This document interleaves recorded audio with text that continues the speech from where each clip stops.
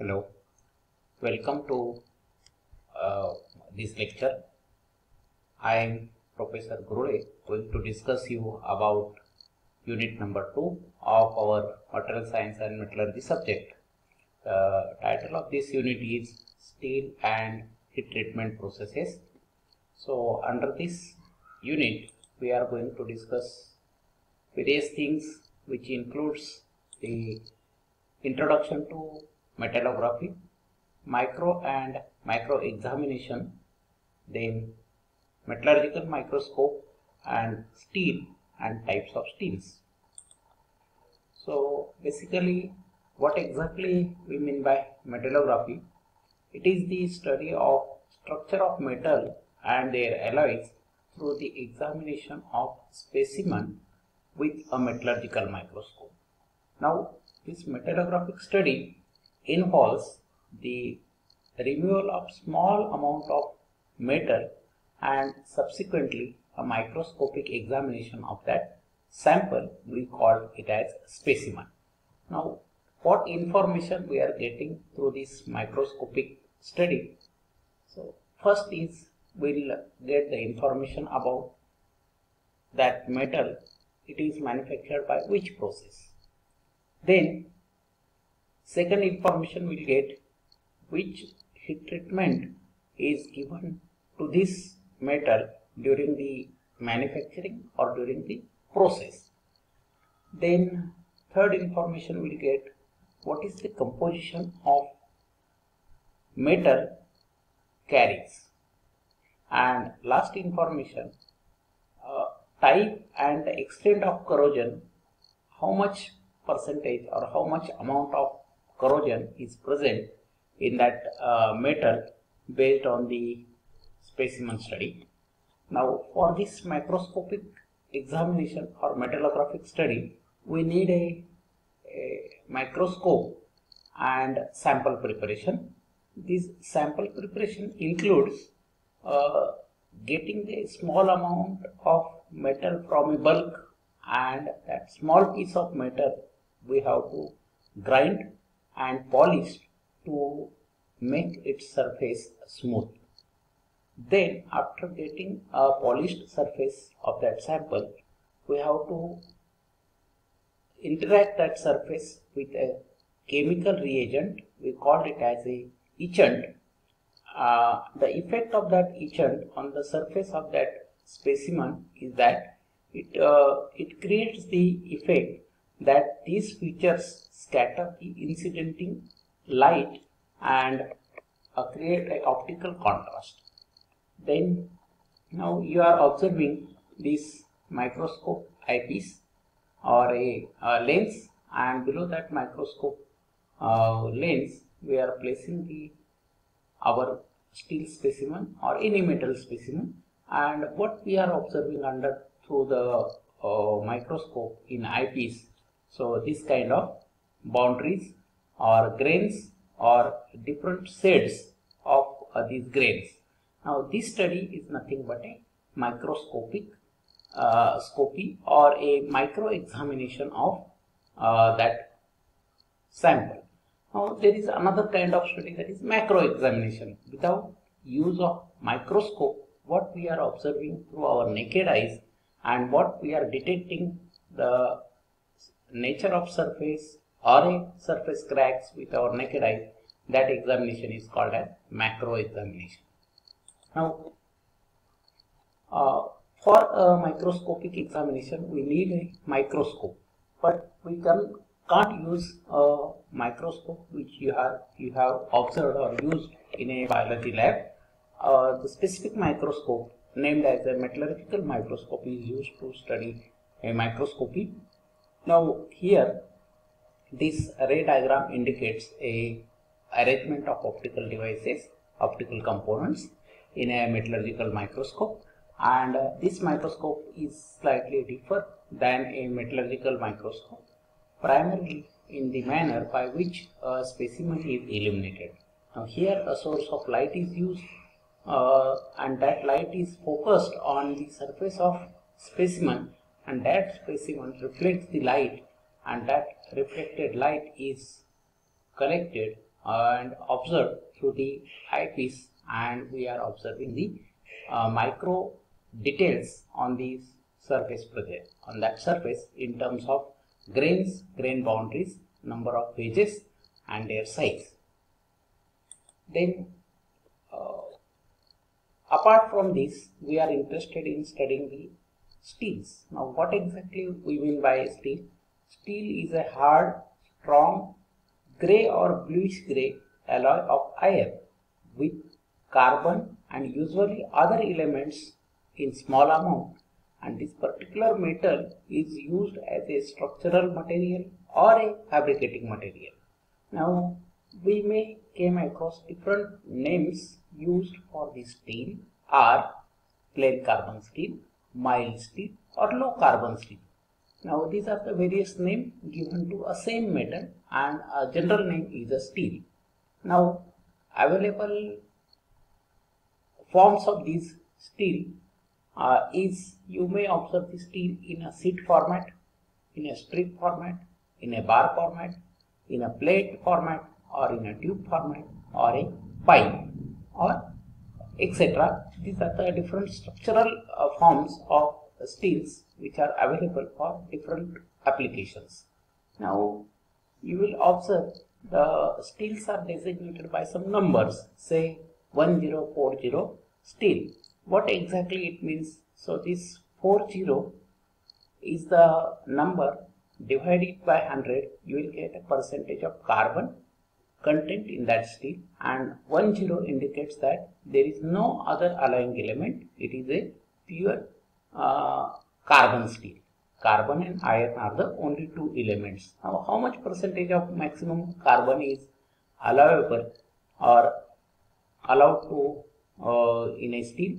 That is up to 2% carbon you can add, and above that 2% carbon you cannot add to the steel. That metal become other type of metal of ferrous type. Now different small alloying elements are present in steel.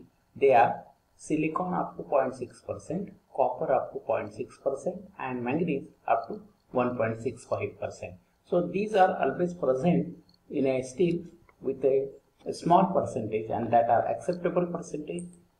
Then based on this percentage of carbon present in the steel, we classify these steels into different types. Now what exactly we mean by steel? In steel, carbon atom occupy interstitial sites of iron. Now here basic content of steel is a iron, and in that only small amount of iron, small amount of carbon is present interstitial sites in a unit cell of iron. Now steels are classified based on amount of carbon content as low carbon steel, medium carbon steel and high carbon steel. Now what exactly we mean by low carbon steel? So in this low carbon steel, percentage of carbon varies from very 0.08 to 0.3%. So less than 0.3% carbon, along with rest is the iron. So that particular steel is named as low carbon steel. So as the carbon is not enough in this low carbon steel, so they cannot be strengthened by heat treatment, and only one treatment is available to strengthen or to increase their strength is a cold working process. Then they are easily weldable and machinable kind of steels. They are very ductile and you can easily machine, easily weld. Now where these low carbon steels are used, so you will observe tin cans, small pots or cans, then automobile bodies, then structural shapes. So building steels or structural steels are the made from these low carbon steels, where you will find structural shapes are used for fabrication purpose or for reinforcement in a cement. So that kind of steels are the low carbon steel. Second category of this steel material is the medium carbon steel, where the percentage of carbon is varies from 0.3% up to 0.6%. So when percentage of carbon is in this range, that steel is titled as medium carbon steel. Now they are less ductile and stronger than low carbon steel. Okay. Now, but as the percentage of carbon present in this medium carbon steel is greater than 0.6 but less than greater than 0.3 and less than 0.6, that is slightly higher than a low carbon steel. So they are heat treatable. Now various heat treatments, as the what this unit is heat treatment of steel. So various heat treatments you can give these steels, such as anodizing, quenching, tempering, to enhance the strength, to modify the properties of steel. So these medium carbon steels are heat treatable steels. Now and again various tempering treatments are given to the steel to modify their properties, to modify their grain structures. Then these medium carbon steels are widely used for industrial applications, industrial components such as gears, railway tracks and machine parts. These are the few examples. So but these medium carbon steels are widely used for different industrial applications. You will find number of components made from this medium carbon steel. And a third category of steel is a high carbon steel, where the percentage of carbon is greater than 0.6 and up to 2%. But in commercially you will find percentage of carbon in high carbon steel is varies from 0.6% up to 1.2%. Not greater than that, though it is we can classify it as up to 2%, but commercial high carbon steels having only carbon up to 1.2%. Now these high carbon steel are the strongest and hardest steel among all carbon steels, and similar to medium carbon steel, these high carbon steels are also heat treatable, and they are used in tempered and hardened condition. Now we will discuss this in a separate lecture, what exactly we mean by tempered and hardened steels, and some addition of alloying elements can be done to modify the properties. So alloying elements such as chromium, vanadium, tungsten, molybdenum, they are added to this high carbon steel to modify their properties. Now typical applications of this high carbon steel includes the knives, cutters, then razors, hacksaw blades, where high wear resistance is a prime requirement. So these titles indicates that they are not as a industrial components, but basically they are the tools, maybe a cutting tools, forming tools, or any kind of tool. So these high carbon steels are normally used for this.